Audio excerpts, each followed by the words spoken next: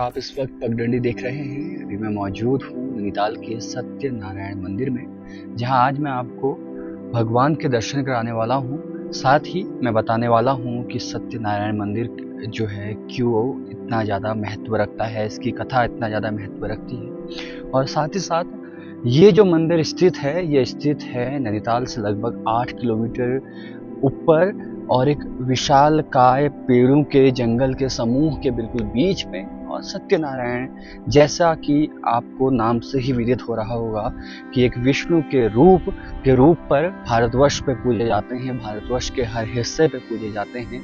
और साथ ही इस मंदिर से आपको दिखाई देता है नैनीताल का एक सुंदर सा दृश्य, जो इस मंदिर को और भी अलौकिक बनाता है। यहाँ के साथ साथ आइए आपको श्री भगवान के दर्शन कराते हैं।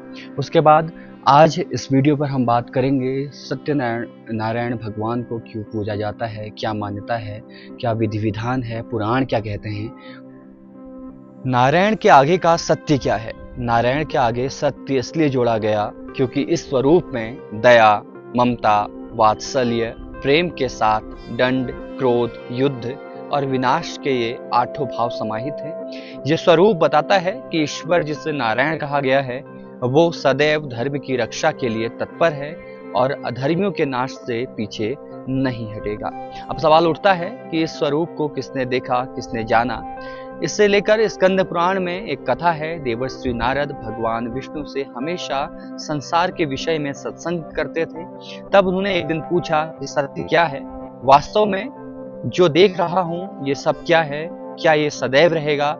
अगर नहीं रहेगा तो कब नष्ट हो जाएगा? फिर उन्होंने पूछा कि मैं कौन हूं? भगवान मुस्कुराए और फिर आंखें बंद करके ओम का उच्चारण किया। ये ध्वनि सुनकर नारद को शांति मिली और वे प्रकाश से भर उठे।